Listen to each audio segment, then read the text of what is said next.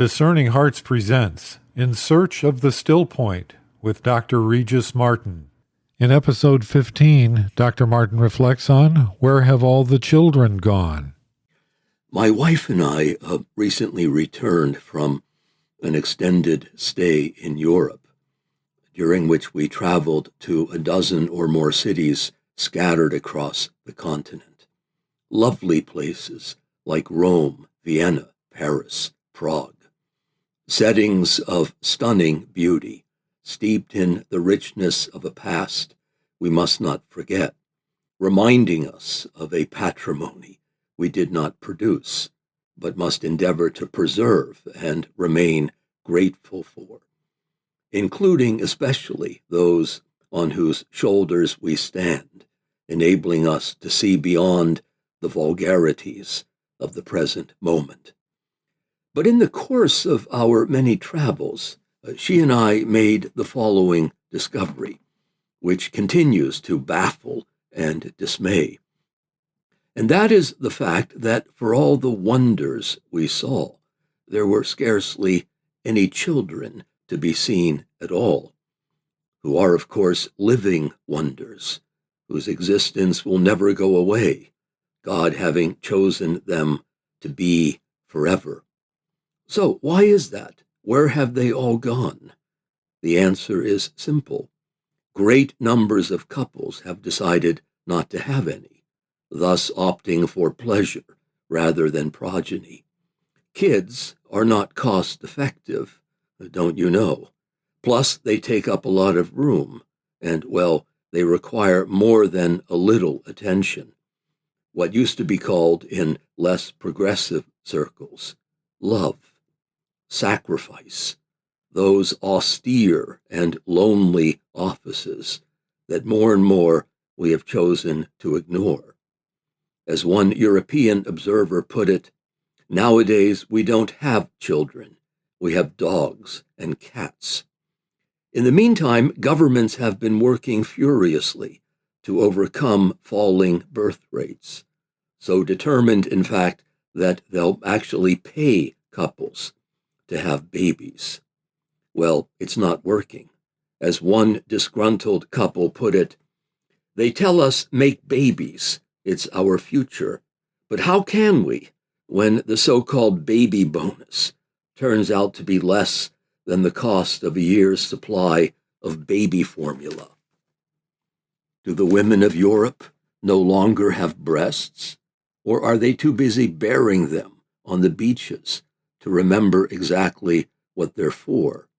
One wonders how on earth their ancestors survived without government subsidies for baby formula.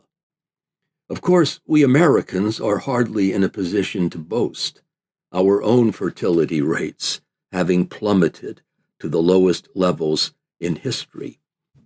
We too are faced with the same looming demographic winter. However, it's not as if there are no babies being born, only that more and more they are the offspring of immigrant couples, whose openness to life, to the real meaning of eros, stands in striking contrast to the current decadence and ennui of the West. And it should not surprise us that most of these people are Muslim, the trajectory of whose fertility is sustained by their faith, the faith of Islam.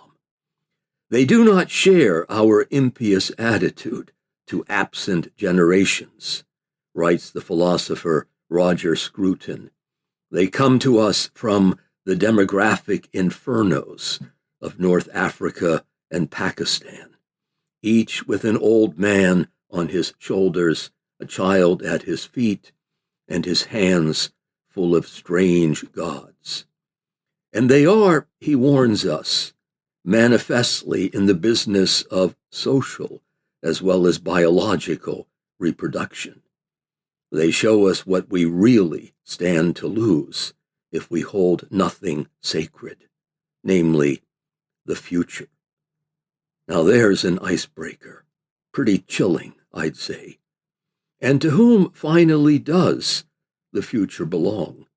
It belongs to those who show up, which is to say, to the fertile, to those tethered to life, to fruitfulness. It is not rocket science that tells us what happens to a society prescinded from that procreative urge. The word is suicide, an extinction entirely self-inflicted, by the way.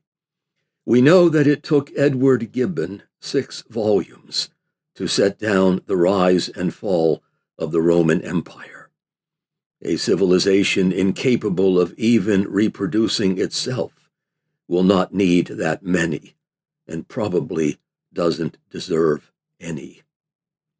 Thanks for listening. This is Regis Martin in search of the still point. You've been listening to Dr. Regis Martin in search of the still point.